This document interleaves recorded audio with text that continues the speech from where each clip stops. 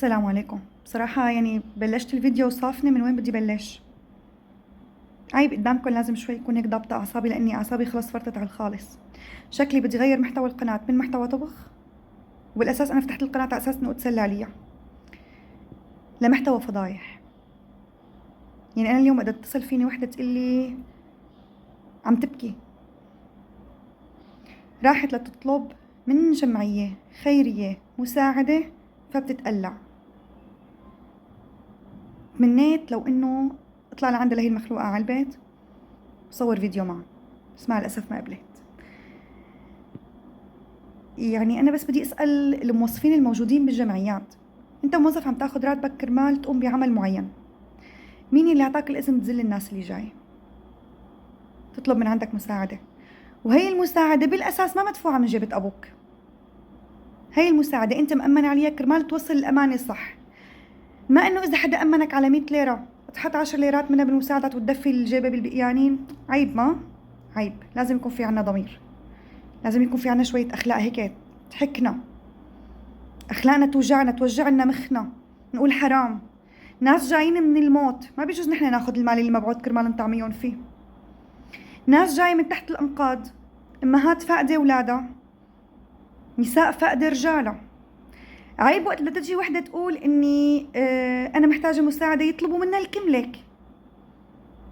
لو سمحتي الكملك لنتأكد إنه أنت جاية من المناطق المنصابة.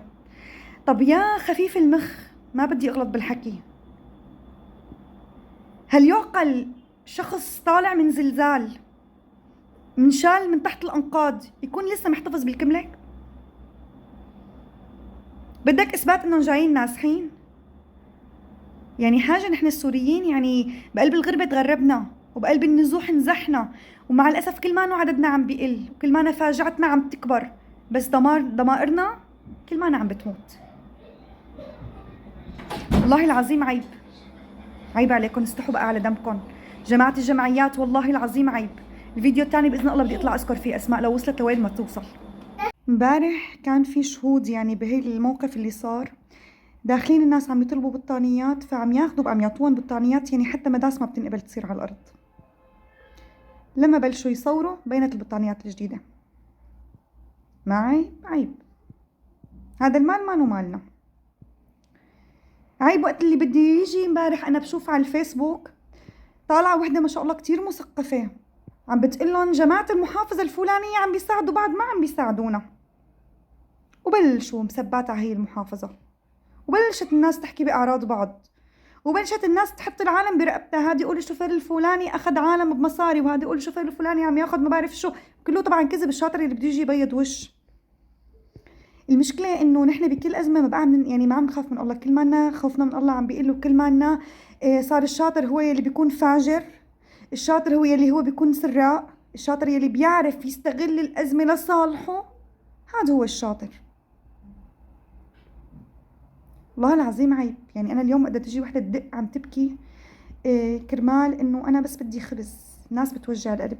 على فكرة هذا الفيديو اول ما ينشاف، لاني في ناس بتشاهد بصمت، اول ما ينشاف هذا الفيديو الناس اللي انا اصلا رح يعرفوا حالهم فورا. عيب عليكم اخجلوا، دوروا على بيوت الناس.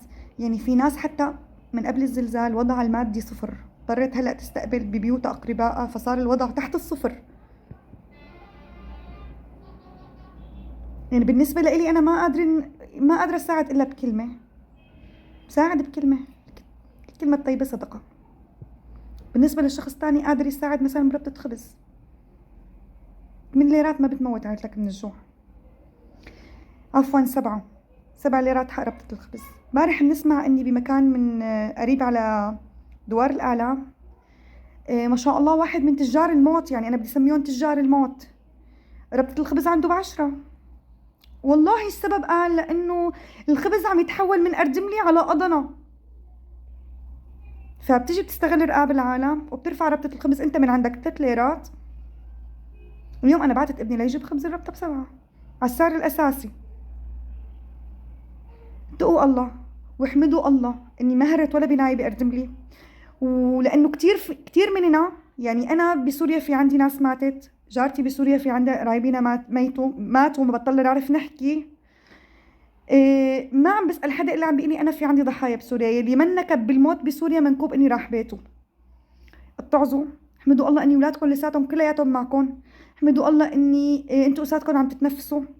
خافوا من الله وبطلوا سرقة، عن جد عيب عليكم، بطلوا سرقة واتقوا الله.